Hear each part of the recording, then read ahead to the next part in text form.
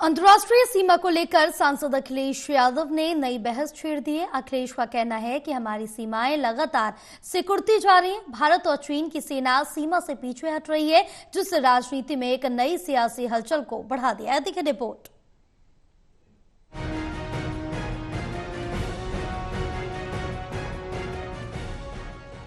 Samajwadi party के प्रमुख और लोकसभा सांसद अखिलेश यादव ने शुक्रवार को कहा कि आज की तारीख में हर मस्जिद के नीचे मंदिर खोजने की कोशिश के जरिए माहौल खराब किया जा रहा है। उन्होंने केंद्र सरकार पर हमला करते हुए कहा कि संविधान के धर्मनिरपेक्ष मूल्यों का हनन किया जा रहा है और मुसलमानों को दूसरे दर्जे का नागरिक बनाने का प्रयास भी किया जा रहा है। संविधान को अंगीकार किए जाने के 75 साल पूरे होने के अवसर पर लोकसभा में तीसरे नंबर पर बोलते हुए अखिलेश यादव ने केंद्र सरकार पर जमकर हमला किया। अनुच्छेद 14 का हवाला देते हुए सपा सांसद ने कहा कि कुछ कानून अलग अलग लोगों के लिए अलग अलग होते हैं। अगर भगवाधारी सत्ताधारी दल का कोई सदस्य गाली दे दे तो वो स्वीकार्य है, लेकिन अगर कोई व्यक्ति न्याय मांगने जाए तो वो स्वीकार्य नहीं है। अखिलेश यादव ने कहा कि संविधान कहता है कि सरकार की नजर में सभी समान हैं, लेकिन उन्होंने ये भी दावा किया कि देश के अल्पसंख्यकों और खासकर मुसलमानों को दूसरे दर्जे का नागरिक बनाने की कोशिश की जा रही है। उन पर हमले किए जा रहे हैं, उनकी संपत्ति को नुकसान पहुंचाया जा रहा है। पूर्व मुख्यमंत्री अखिलेश यादव ने उत्तर प्रदेश का उदाहरण देते हुए कहा कि प्रदेश में कई जगहों पर इस तरह की घटनाएं जानबूझकर की गई और विधानसभा उपचुनाव के समय लोगों को वोट डालने से भी रोका गया। हमारा सेकुलरिज्म हमें रिलीजियस इक्वलिटी का रास्ता दिखाता है। यही न अर्थ इसका है। क्या इस पर सरकार अमल कर रही है? देश के 20 करोड़ से ज्यादा अल्पसंख्यकों के, विशेषकर मुसलमानों को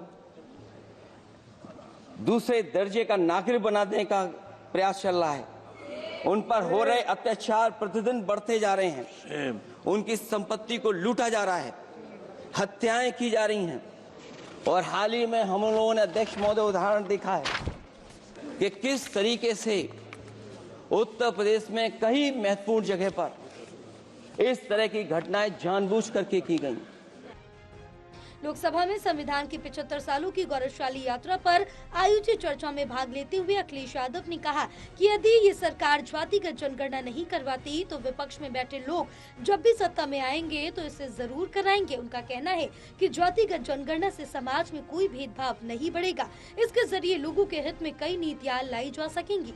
अखिलेश ने कहा कि हर मस्जिद के नीचे मंदिर खोजने की कोशिश की जा रही है और ये लोग देश में शांति बनाए रखना नहीं चाहते। उन्हें कानून की परवाह नहीं। उन्होंने आजादी के बाद धार्मिक स्थलों की स्थिति पर सवाल उठाने पर सुप्रीम कोर्ट द्वारा हाल ही में रोक लगाने का श्रेय दिया।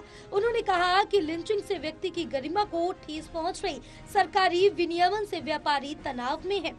अंतर्राष्ट्रीय सीमा को लेकर सांसद अखिलेश यादव ने कहा कि हमारी सीमाएं लगातार सिकुड़ती जा रही है। भारत और चीन की सेना सीमा से पीछे हटी है, जिसमें भारतीय सेना अपने ही क्षेत्र से ज्यादा पीछे हटी है, जबकि चीनी सेना मामूली तौर पर पीछे हटी। अपनी सीमाओं की रक्षा करना ही संप्रभुता की रक्षा करना होता है। संविधान के महत्व का जिक्र करते हुए अखिलेश यादव ने कहा कि संविधान हमारी रक्षा कवच और ढाल है। संविधान हमारी सुरक्षा करता है। संविधान हमें शक्ति भी देता है। संविधान पीड़ित और वंचितों को संरक्षण देता है। संविधान की रक्षा हमारे लिए जीवन मरण का सवाल है।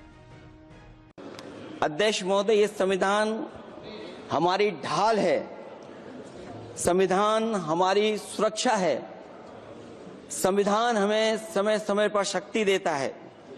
संविधान ही देश की 90% शोषित, उपेक्षित, पीड़ित, वंचित जनता के अधिकारों का सच्चा संरक्षक है। ये संविधान ही हमारा बड़ा मददगार है। इसलिए ये हमारे जैसे लोग और देश के कमजोर लोगों के लिए और खासकर पीढ़ी के लिए संविधान की रक्षा जन्म मरण का विषय है।